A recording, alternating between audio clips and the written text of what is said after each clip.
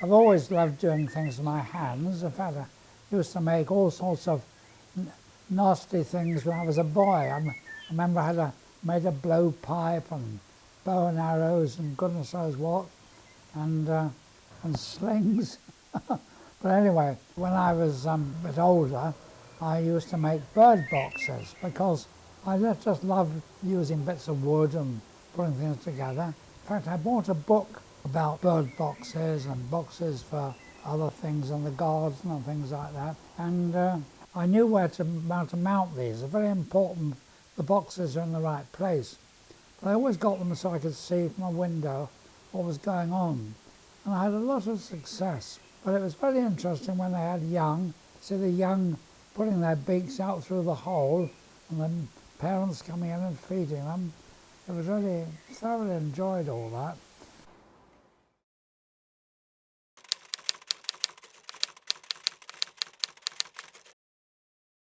I was very fortunate in that I had an OTC at school and I became the Sergeant of Signals.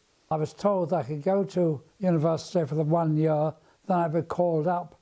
So I quickly volunteered for the Royal Signals and I was accepted as officer material but immature.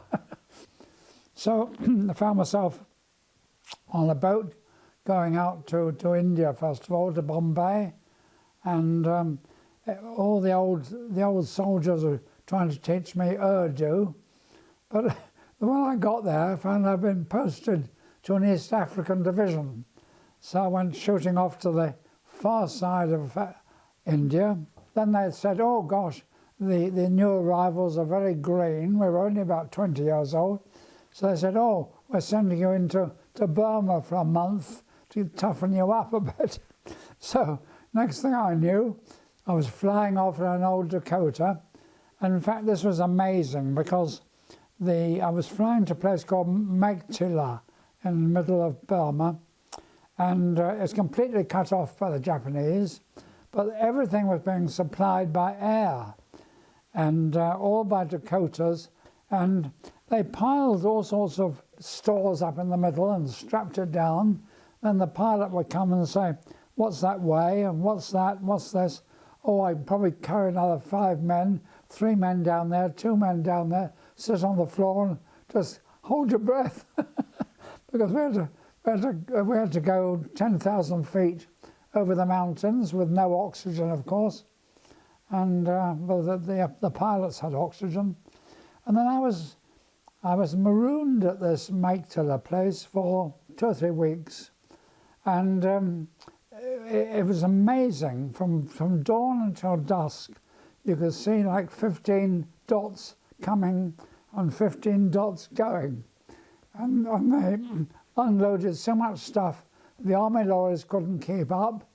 And then, of course, some of us would walk along the airfield, and these planes taking off again would bounce, because they were very heavily loaded, and they just sort of made it. It was really an amazing sight, what they did.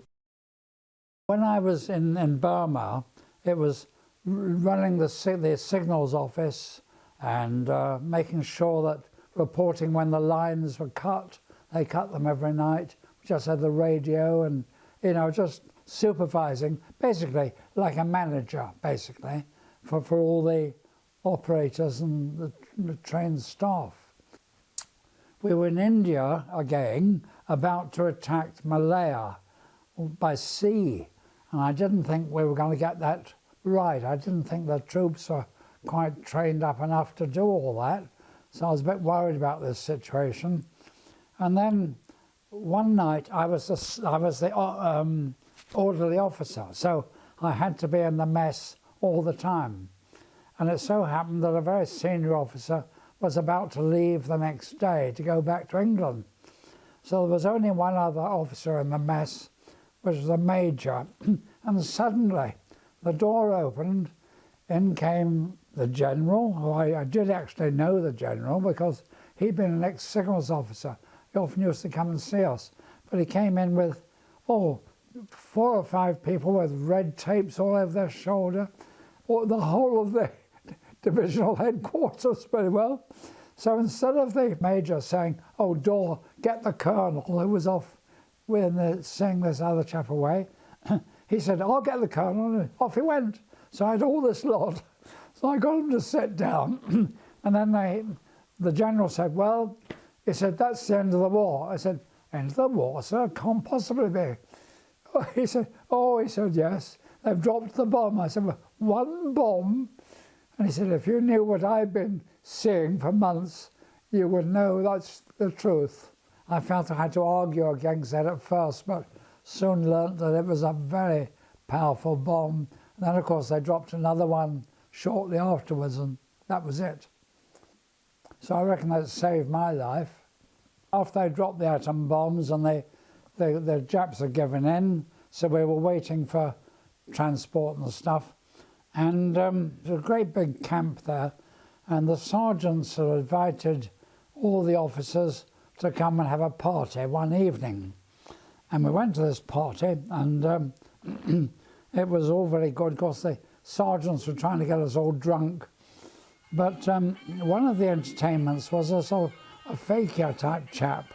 And he came in and had a sort of cobra he picked up. And he managed to sort of do this and say a few words, and the cobra went all stiff. And he tried to throw it at us, and he caught it by its tail, brought it back again. It scared us to death, really. And then, what I thought was rather unpleasant, he then took this cobra and put the head in his mouth and went yoop like this and held up its body with no head. And then he took a glass of water, and I'm sure he didn't actually swallow the head, but he must have craftily hidden it somewhere when he did this business behind his beard. And then he said, "Well, there we are," and he chucked it out of the tent. We were in a huge tent at the time. Anyway, eventually, it was quite obvious that the senior officers were being targeted by all the sergeants trying to get them completely drunk. So when the opportunity came, I sort of thanked them very much and slept away. Well, being in signals, we all slept in little tents, and we had mosquito nets. We had a great big car battery beside our beds, so we had lights, you see, so we switch on car bulbs. And so I got all undressed and put my light on, pulled back the bedclothes. Oh dear, there was a blooming snake lying in my bed with red blood. I didn't know they had red blood, but red blood all over my sheets. So I thought, oh God. But I was a bit drunk, so I thought, oh, it's just the old snake, so I got hold of it. I thought, what should I do with it now? I thought, oh, Colonel Downes is tied up, so I'll put him in his bed. So I crept over to his tent and craftily put it in, boom, boom, and crept back. Well, then the next morning, which was Sunday, I thought, oh my God, what have I done there? And there was no sign of these senior officers at all, but eventually they surfaced about 10 o'clock, and I heard them, I could hear them chatting, and the Colonel Downes was saying, it was very funny, he said, when I woke up this morning, my feet were terribly cold. So he said, I reached down, and there was this blooming cold snake. So he said, I just thought, oh dear, he was so drunk, he just dropped it over the side of the bed and went back to sleep again. Oh. We couldn't get our transport out of India for about a year, and so our division was asked to do a tattoo. We had 25-pounder field guns behind tractors, and they're all driven by Africans. They're all zigzagging, and we had people marching, the KAR marching. The KAR is King's African Rifles. They are highly trained. They were trained before the war. They're just like the Guards. They really were very, very good and very highly disciplined. They all had these canvas baths, and in the evening they'd sort of have their bath and they'd be given some warm water and they'd be stripping down and washing themselves down. And if you happened to be driving by in a vehicle and they spotted you got pips on the shoulder, they'd stand up and stand at your attention as you went by. I mean, they were highly trained. Anyway, what signals were asked to do, have 8 Europeans and 8 Africans on motorbikes. So we all got trained up, and I volunteered for this. I thought it would all be very good fun. And it was actually. And one of our maintenance engineers, he used to be a dirt track rider. So he took me out to a golf course with a motorbike and got me standing on the saddle and all the rest of it. And it was amazing what he did. It really trained me up quite well. So I got into the team, and this went off very well, this tattoo, so much so they decided to move the whole lot down to Calcutta and do it again down there for all the people waiting in the transit camps. So I had a great fun, really. Did you jump through a hoop of fire? Yeah, I jumped through fire, yes. When all of that was over, the officers had these bikes outside their tents. Every weekend we'd fill her up with juice and so, should we climb up that mountain or that mountain? And we'd go off having a wonderful time on little baby paths. It was a really great experience.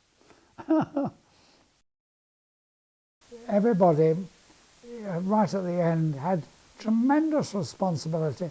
I ended up in Nairobi, it must have been like 18 months after the war finished. I was told I was going to be the chief cipher officer of the whole of East Africa Command. Amazing, you know. I was only about 21 by that time, I suppose. But we just, and I lived in a camp. Well, I think there were 15 of us, 15 officers, and I think we had 8 or 9 staff cars. They were big American Chevrolets, 3 litres. And we could hire these for like a pound, like a shilling a night, and take the nurses out to where the wild animals were. I never saw a lion, but they were seen the day before or the day after. I didn't see them, but I saw lots of other things, gazelle and giraffe and elephants, and it was amazing. I always loved walking dogs. When I came to Leamington, I soon found somebody who was a bit disabled and had a nice dog. They wanted to be taken on further walks. I used to walk that round the Sultans and things. But I can't do that now. Anyway, that's the trouble with getting a little bit old. I knew from the very beginning that I wanted to be an engineer because all my life I've been interested in mechanics and mathematics, and I just love putting things together. In fact, when the war broke out, I actually made my own radio receiver, which we had down in the cellar when the bombers were coming. And after I'd done my homework, I used to listen to America. I remember WRUL was one of the stations in Boston.